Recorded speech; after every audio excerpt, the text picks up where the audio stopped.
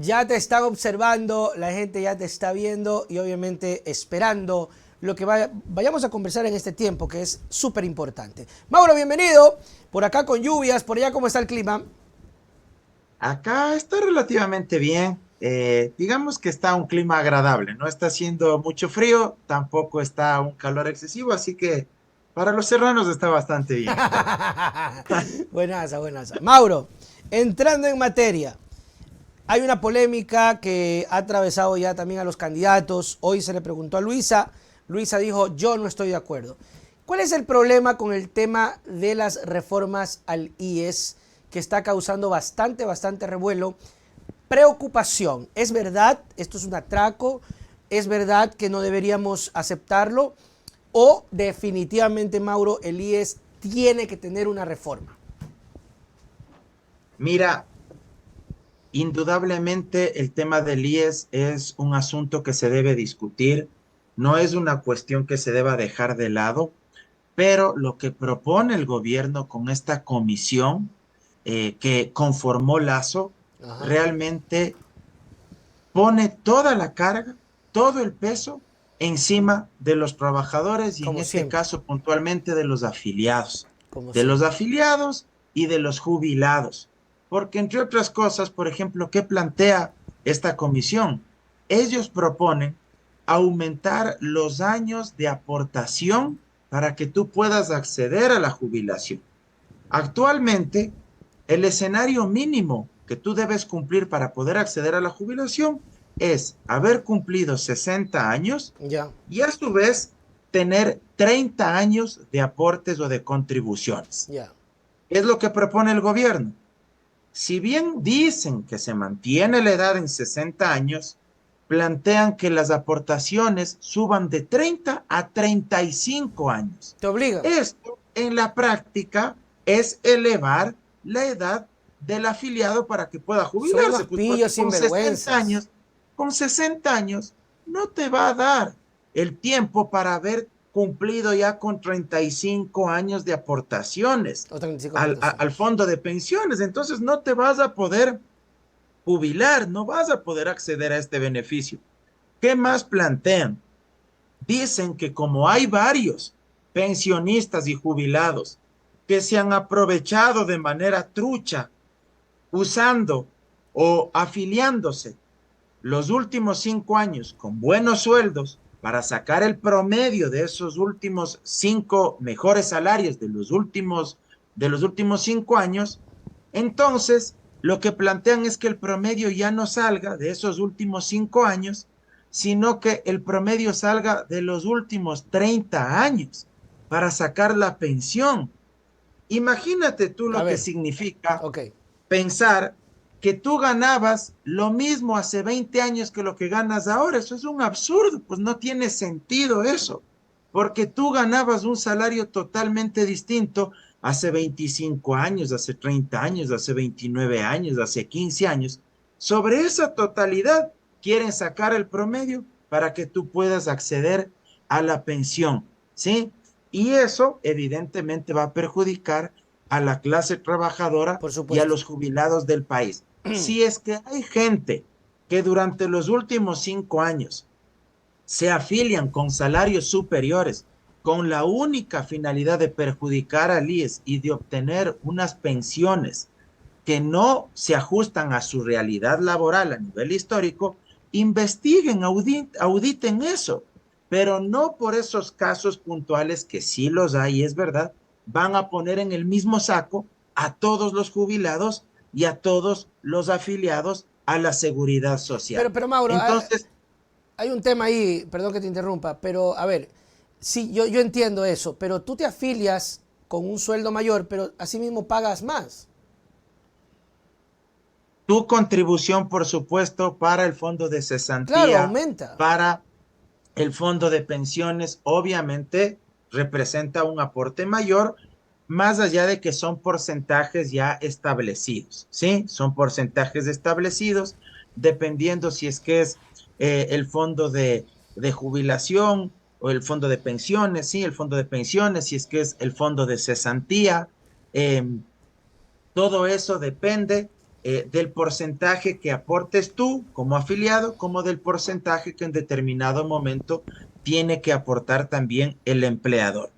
Pero aquí lo grave de esto es que si bien puede existir, y de hecho hay una crisis en el Instituto Ecuatoriano de Seguridad Social, también es verdad que lo que quieren hacer con estas reformas es ponerle todo el peso, toda la Al carga trabajador. encima de los afiliados. Ujú. Y eso va a perjudicar a un sinnúmero de ecuatorianos. Mira lo que dicen ellos, que como aumenta cada vez más el número de afiliados, perdón, de jubilados, como aumenta cada vez más el número de jubilados y el número de afiliados, No, en hombre. vez de aumentar, disminuye, no hay cómo sostener, no hay cómo darle sostenibilidad, sustentabilidad al fondo de pensiones. Pero aquí yo les pregunto, ¿no sería mejor entonces aumentar el número de personas que tengan empleo pleno, que tengan trabajo Claro. digno, para que evidentemente esa nueva masa laboral se incorpore formalmente al IES y entre más fuentes de empleo dignas se generen, mayor número de afiliados al Instituto Ecuatoriano Claro. de Seguridad Social? ¿Qué ofreció Lazo cuando era candidato? Él ofreció crear 2 millones de empleos en 4 años.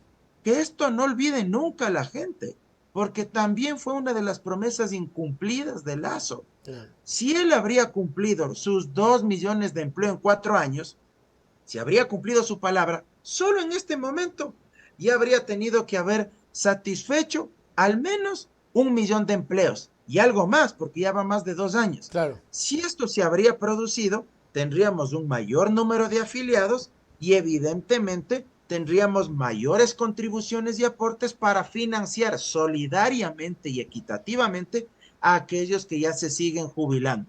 ¿Qué hizo el gobierno? No cumplió la oferta de campaña de Lazo.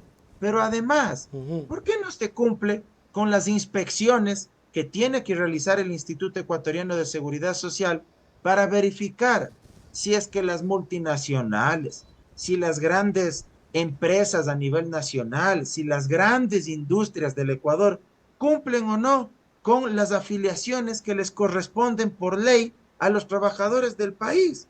Fíjate tú que el hecho de no afiliar es una contravención que está prevista, tipificada en el Código Orgánico Integral Penal. Chútica. Pero algo más, hay muchos de estos trabajadores que les afilian, perdón, muchos de estos empleadores que les afilian a sus trabajadores y una vez que les afilian, les hacen el descuento, ¿sí? De algo más del 8% que cada uno de los trabajadores aporta para el fondo de pensiones, ¿sí?